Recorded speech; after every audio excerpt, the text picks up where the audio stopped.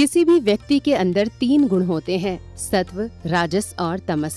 इन तीनों गुणों से परिपूर्ण व्यक्ति को गुणान्वित कहते हैं। इन गुणों में जो व्यक्ति तमोगुणी होता है वो केवल खाने के लिए जीता है, न कि जीवन के लिए, और ऐसा व्यक्ति अपने कामों को लेकर आलसी भी होता है। हमें 3 गुण होता है खास करके, सतोगुण, रजोगुण, तमोगुण। लेकिन इसको उल्टा इस तरह से कहिए, तमोगुण, रजोगुण, सतोगुण। एक गुण के समाप्ति के लिए, एक गुण से ऊपर बढ़ने के लिए 3 दिन का समय लगता है। इसलिए 3 गुणों में ऊपर जाने के लिए 9 दिन हुआ। तितरी का 9 हुआ ना, तब हम गुणातीत होते हैं। जैसे पहला गुण जो है तमोगुण, तमोगुण का स्वभाव होता है आलस करना और सो जाना, आज का काम कल पर फेंक देना। यह तमोगुण का स्वभाव होता है। एक गुरु जी ने के पास एक आलसी व्यक्ति था, तमोगुणी था।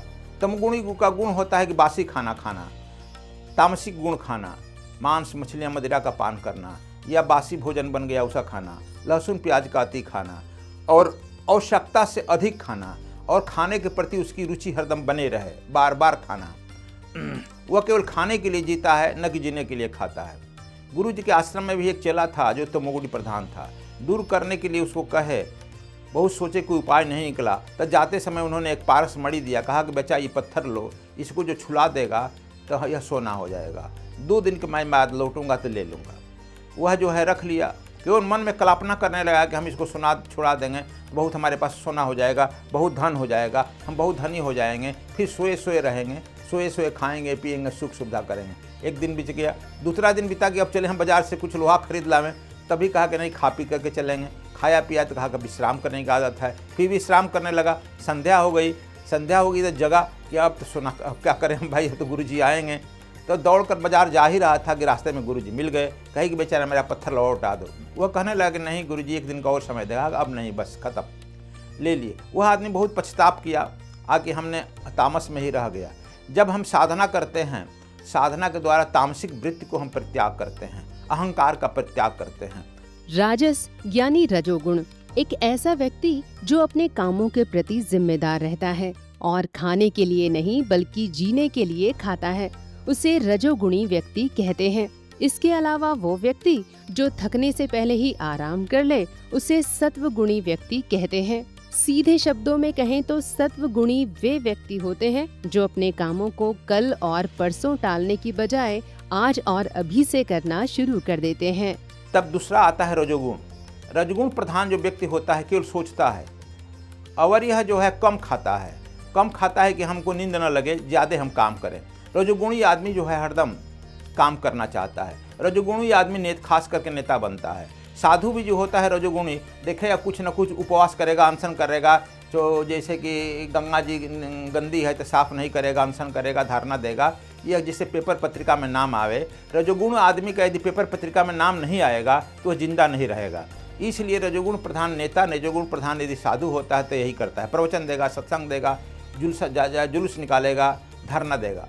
यह रजोगुण प्रधान होता है। यह कम खाता है कि नींद ना आवे, काम करते रहे, यह अनवरत काम करता है। तो यह जो है रजोगुण वृत्ति। तीसरा एक वृत्ति होती है सतोगुण वृत्ति। सतगुणी वृत्ति होती है कि वह थकने के पहले आराम कर लेता है, और अपना काम जो दिया जाता है वह एक काम को कल करे सो आज करे, आज करे सो अब, पलरे में पलरे होएगा, बहुर करेगा कब। तामसिक व्यक्ति कहता है कि आज करे सो कल करो, कल करे सो परसों, और क्या जल्दी पड़ी है, हमको जीवन में रहना है बरसों। तो यह तमोगुणी व्यक्ति टाल कर खेलता है।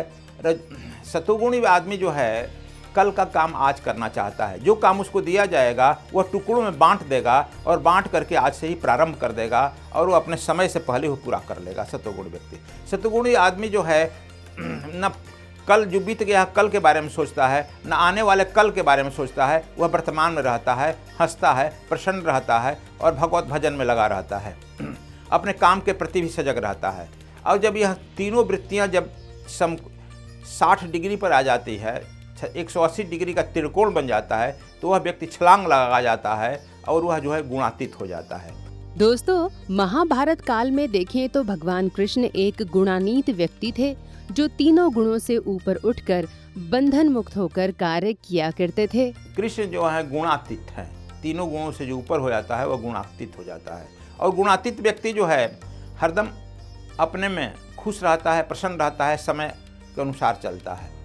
वह जो है किसी के बंधन में नहीं रहता, बंधन मुक्त होता है और वह पूर्ण मनुष्य होता है। जैसे हम लोग कहते हैं कि कंप्लीट जीवन पूर्ण मनुष्य का जीवन का होता है। जैसे 100 वर्ष मान लीजिए कि यहाँ रहना है तो इसके 10 गुना जो है हम लोग को सुख शरीर बनाना है। तो कंप्लीट मानव जो होता है, पूर्ण मानव जो होता है 1100 वर्ष का सोच करके प्रयोग करता है। तो इस जो है नवरात्र में वह अपने को पूर्ण मानव बनाता है। पूर्ण मानव बनाने का मतलब आप समझ गए कि वह 1100 वर्ष की कल्पना करके वैसे ही अपने को ढालता है। हमको एक दिन के लिए कहीं बाहर जाना पड़ता है तो हम बहुत सारा लगेज सामान बांधते हैं, लेकिन हमको जब वहाँ जाना है, पूर्णत्व को प्राप्त करना है, बुद्धत्व को प्राप्त करना है, जहाँ 1000 वर्ष तक निवास करना है, वहाँ के लिए हम कुल तैयारी नहीं करते हैं। यहाँ बीवी बाल बच्चा लड़का नौकरी चाकरी रुपया पैसा घर द्वार और हम दो हमारे दो के बीच में अपने को फंसाते हैं। यहाँ की जो है हमको जो सफलता मिलती है, सांसारिक सफलता जो हमारे साथ जाएगी भी नहीं, ये सफलता यहीं रह जाएगी। इस सफलता को हम सफलता मानते हैं, जबकि पूर्ण मनुष्य इस सफलता को सफलता नहीं मानता है। यहाँ पूरी जोर से अपना तैयारी करता है, ऐसा तैयारी करता है कि हम यहाँ 100 वर्ष भी खुशहाल रहें और 1000 वर्ष भी खुशहाल रहें। सप्त वृत्तियों से युक्त प्रज्ञान व्यक्ति ही समाज का सेवक हो सकता है। इस पृथ्वी पर कोई भी व्यक्ति केवल 4 तरह की सेवाएं करने के योग्य होता है। ये सेवाएं हैं शूद्रोचित सेवा, वैश्वोचित सेवा, क्षत्रियोचित सेवा और विप्रोचित सेवा। इन सेवाओं को करने के बाद संसार का कोई भी व्यक्ति संपूर्ण गुणों से परिपूर्ण व्यक्ति बन जाता है, जिसे इस जन्म के साथ अगले जन्म में भी सफलता मिलती है। सद्वृत्तियों से युक्त प्रज्ञावान व्यक्ति ही समाज का सेवक हो सकता है। इसलिए चारों वर्ण को 4 in 1 किया गया है हमारे यहाँ और ध्यान नहीं बटाया जाए। जैसे किसी व्यक्ति में यदि गुण है सेवा करने के लिए तो उसके सेवा गुण को बढ़ाओ, और कोई आदमी बीमार है या सफाई करना है तो कुछ कोई नहीं, अपने जाकर उस बीमारी का मदद करो, सेवा करो। यह जो है यह जो है सुदरोचित सेवा है। यदि किसी की धन की जरूरत है, दवा की जरूरत है, धन की जरूरत है, धन से उसकी दवा दो, ये लड़की की शादी करा दो, यह वैश्योचित सेवा हो जाएगी। और यदि कुछ कहीं लड़की का अपहरण हो रहा है, किसी के साथ कोई अनाचार कर रहा है तो उसे डंडा लेकर, लाठी लेकर, शस्त्र लेकर खड़ा हो जाए, वो विरोध करो, वह जो है क्षत्रियोचित सेवा है। और जब ज्ञान देना है किसी का, गीता का ज्ञान जैसे भगवान कृष्ण ने दिया, वह जो है विप्रोचित सेवा होगा। यह चारों मिल करके एक सद्विप्र बनेगा, 4 in 1 होगा। जैसे भगवान कृष्ण यज्ञ में सब लोगों का पतल भी फेंके, सफाई भी किए, पैर भी धोए, यह सुदरोचित सेवा उन्होंने किया। और जैसे ही धन की जरूरत हुआ, यज्ञ में उन्होंने धन मुहैया किया, यह वैश्योचित सेवा किया।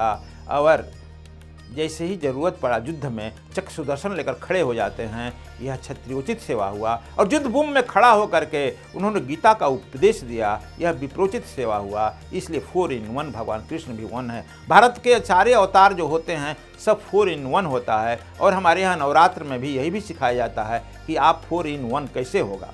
जब 4 in 1 हो जाएगा तभी आपका कंप्लीट जीवन होगा, पूर्ण जीवन होगा, और इस जीवन में भी सफलता प्राप्त करेंगे, अगला जीवन में भी सफलता प्राप्त करेंगे।